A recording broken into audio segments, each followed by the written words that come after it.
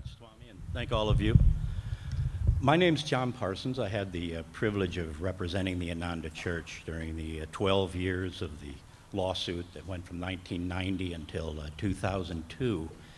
When the lawsuit was over for the following couple years, when I'd go up to Ananda, we'd all talk, loosely and, about someone ought to write a book. What a story. It ought to be documented. Well, someone ought to. Didn't think it was me.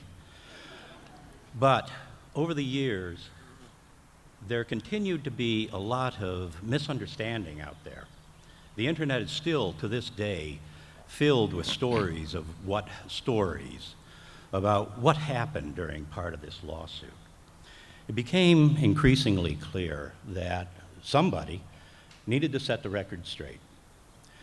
What is out there in the internet is simply not true. It misstates what happened. It's calumny of the worst sort because it's often done anonymously. You can't confront the person and say, wait, no, that wasn't a finding. That is not what happened. So finally, after some urging and the decision that someone needed to do something, I started it 4.5 years ago. And unlike Swami, who cranks out books in a matter of weeks and months in an unending flow, it was a challenge for me. And it ended up, I started to write a memoir. It was simply going to be a tale of what I saw, kind of the lawsuit through one person's eyes. And the memoir, and it is a memoir, celebrated the Ananda community. I have been constantly, and to this day, impressed and inspired by the wonderful people who are the Ananda community. Swami Kriyananda is, in my opinion, beyond description. And it's partly a memoir of what we experienced together. It's told through my eyes, but it is not my story. It's Ananda's story and Swami Kriyananda's story. And as I started to write a memoir, it turned into a history.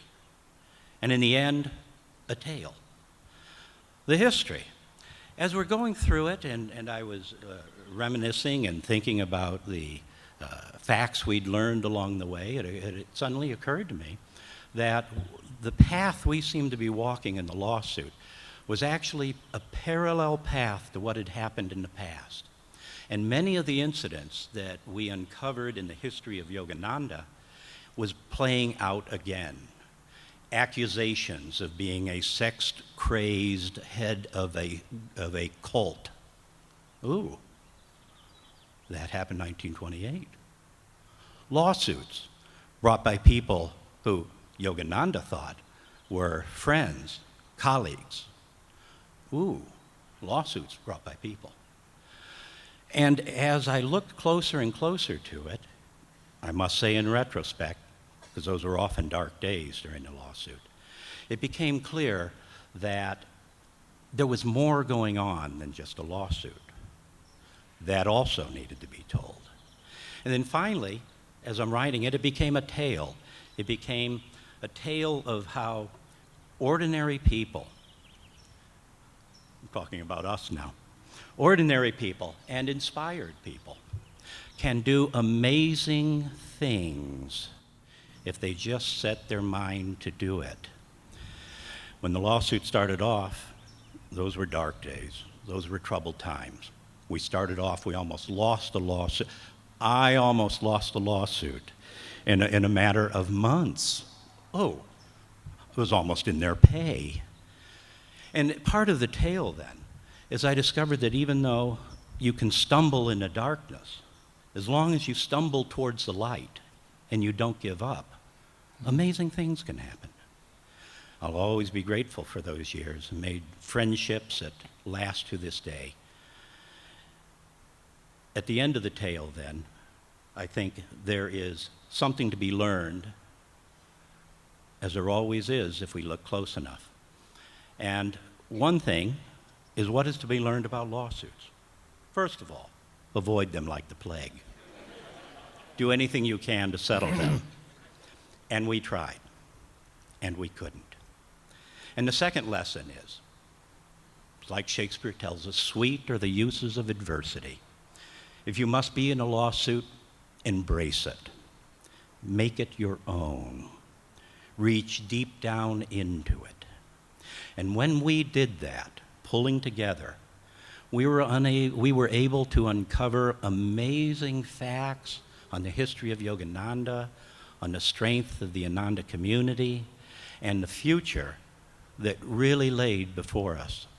So I just want to let you know the book's going to be out in August, and we're going to be touring around the communities.